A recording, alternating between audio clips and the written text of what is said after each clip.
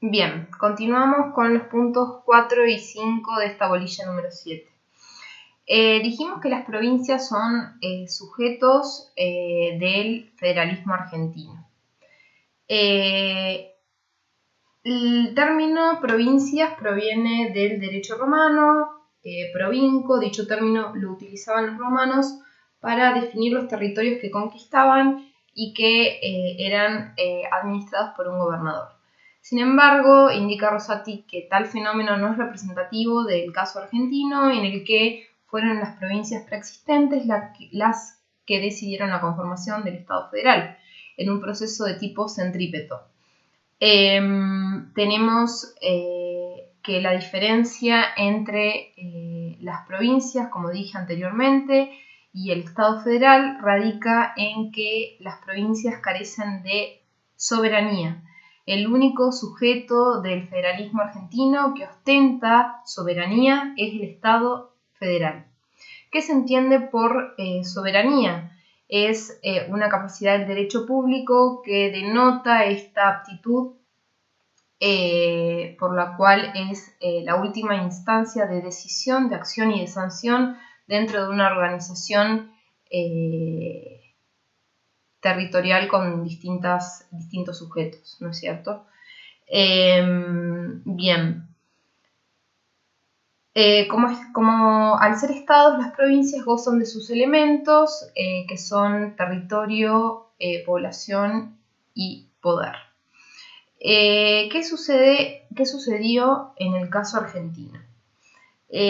Como dije anteriormente, tenemos que en 1853-1860 fueron esas 14 provincias preexistentes quienes decidieron la conformación del Estado federal y sancionaron de tal forma la Constitución de 1853. En tal inteligencia tenemos el artículo 13 de la Constitución Nacional, que establece distintos casos que de ellos se extrae lo que sucedió en la historia constitucional argentina. Dispone el artículo 13 que podrán admitirse nuevas provincias en la nación, pero no podrá erigirse una provincia en el territorio de otra u otras, ni de varias formarse una sola, sin el consentimiento de las legislaturas de las provincias interesadas y del Congreso de la Nación. Dichos fenómenos se caracterizan, o sea, pueden ser conceptualizados por un lado como la anexión, que es el caso de que un territorio ajeno al país ingresa como provincia, y por el otro lado, la segunda parte de la norma establece el caso de división-fusión. Se afecta el número y estructura, pero no se afecta el territorio nacional en cuanto a extensión territorial. En este último caso, la norma es clara y contundente en que se requiere el consentimiento de las legislaturas provinciales en los casos de que las provincias quieran fusionarse o dentro de una conformarse otras, dividirse. Se requiere el consentimiento de las legislaturas provinciales más el conocimiento del Congreso de la Nación. El consentimiento, no simplemente el conocimiento del Congreso de la Nación. En algunas constituciones provinciales, como por ejemplo en la de Mendoza, se necesitan mayorías agravadas. En el caso de la anexión podría describir el fenómeno que se dio en relación al Estado de Buenos Aires, cuando por medio del Pacto San José de Flores decide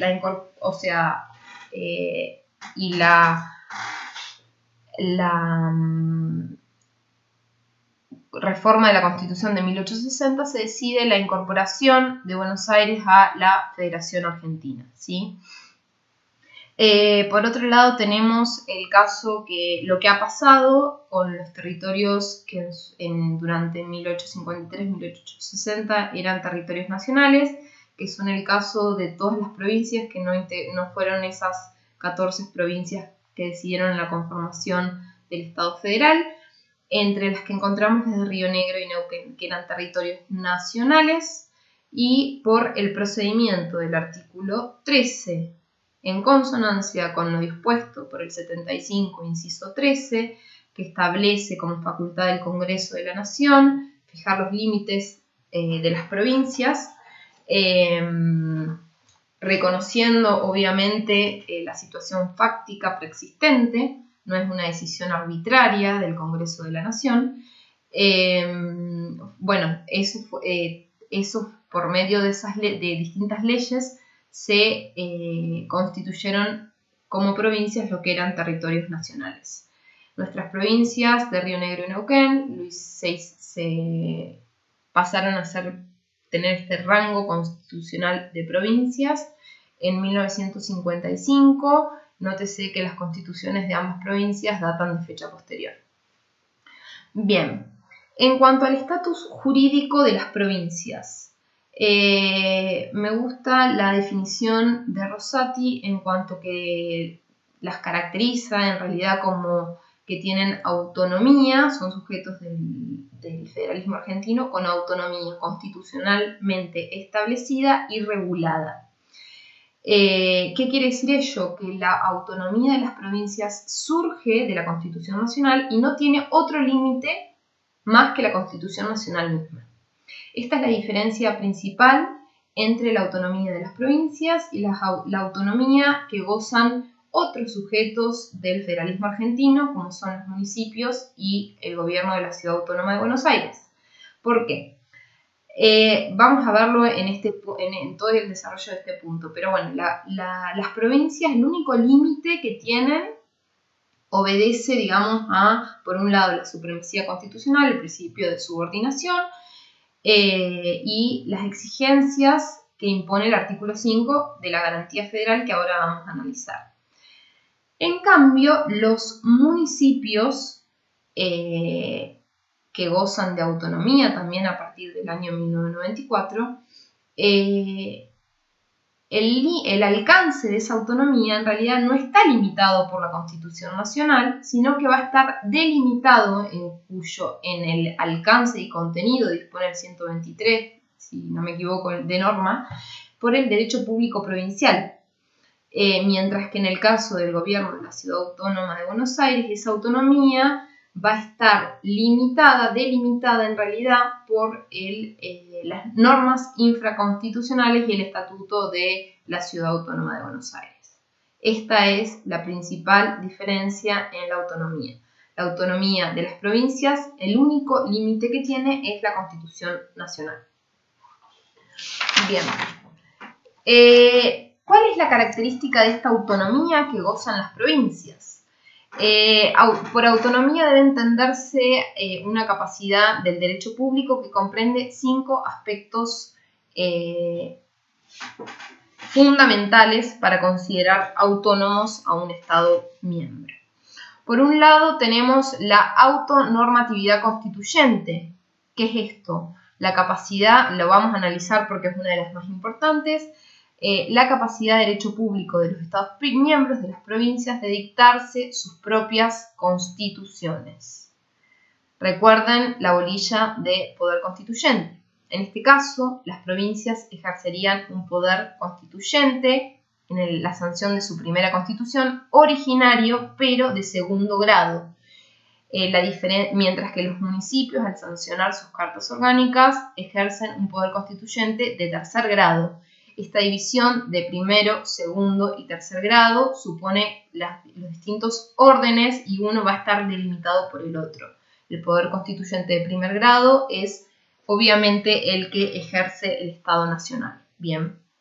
Esta autonormatividad constituyente está regulada y reconocida por los artículos 5 y 123 de la Constitución Nacional.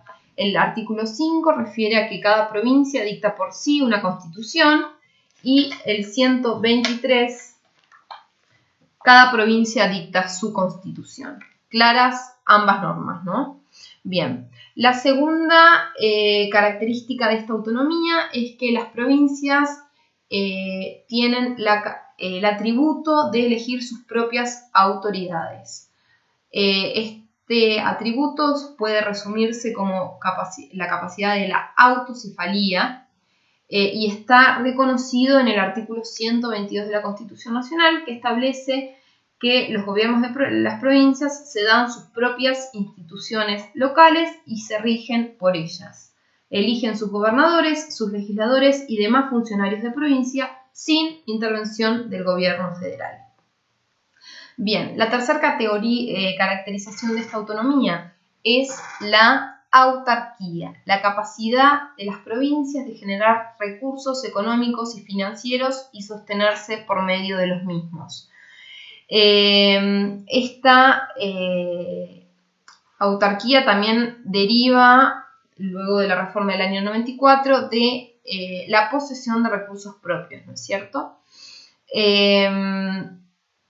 Está establecida,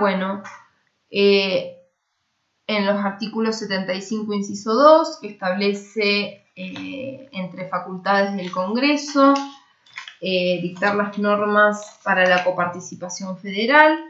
El artículo 121, que es la regla, que luego lo vamos a analizar. El artículo 126, que establece como facultades exclusivas en la materia impositiva en cuanto a impuestos directos y como facultad concurrente los impuestos indirectos internos, como sería el caso del impuesto al valor agregado, que termina siendo una facultad concurrente, luego lo vamos a ver, entre nación y provincia.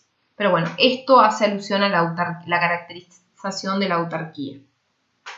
La materia propia en realidad es la cuarta caracterización de esta autonomía, y en realidad es para hacer alusión al reconocimiento de contenido propio en materia de legislación, ejecución y jurisdicción. La regla surge del artículo 121, que establece que las provincias conservan todo el poder que no hubiese sido expresamente delegado al gobierno federal. Luego lo vamos a ver como de este artículo 131 surge la regla en distribución de competencias entre nación y provincia. Bien, y por último, la autodeterminación política, que surge de este artículo 122 que ya les cité, en cuanto que las provincias no tienen, en cuanto a su elección de sus autoridades y fijación de sus políticas, ninguna injerencia en principio del ordenamiento y de los órganos federales, ¿sí? Por eso el 122 refiere sin intervención del gobierno federal.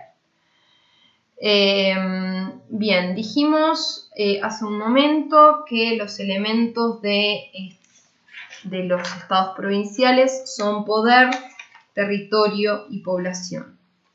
En cuanto a la población, digamos, a diferencia de otros estados federados, nuestro país no establece distintos grados o rangos de ciudadanía, sino que existe una única ciudadanía nacional y no se pueden imponer ciudadanías provinciales. El artículo 8, en consonancia con ello, dice: los ciudadanos de cada provincia gozan de todos los derechos, privilegios e inmunidades inherentes al título de ciudadano en las demás.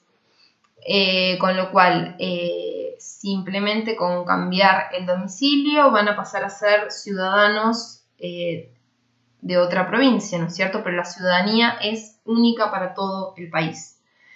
En cuanto al territorio, hay especiales garantías establecidas a lo largo de la Constitución para que las provincias mantengan su integridad. Dijimos que el 75, inciso 15, refiere como facultad exclusiva del Congreso de la Nación fijar los límites, lo que no es discrecional, sino que hay que apelar a la preexistencia de esos límites como estaban delimitados con anterioridad, no pudiéndose prescindir de lo que eran los territorios nacionales. Y una vez fijados los límites de las provincias, no se pueden alterar sin su consentimiento, sin su voluntad. Eso surge del artículo 13, como les dije anteriormente. Ya les adelanto que cuando existen controversias entre las provincias sobre sus límites actuales, eso no es competencia del Congreso de la Nación, sino que eso es ya bien competencia del Poder Judicial. Es uno de los casos de competencia originaria de la Corte Suprema de Justicia, lo vamos a ver cuando analicemos Poder Judicial. pero es lo que se llama la potestad o facultad dirimente. Bien. Todos estos datos, digamos que yo les voy adelantando, vayan anotándolos, después lo van a comprender dentro de toda la generalidad de la materia. Bien, y por último, bueno, en cuanto al poder es lo que vamos a analizar en el punto siguiente en cuanto a las relaciones de las provincias y el Estado federal.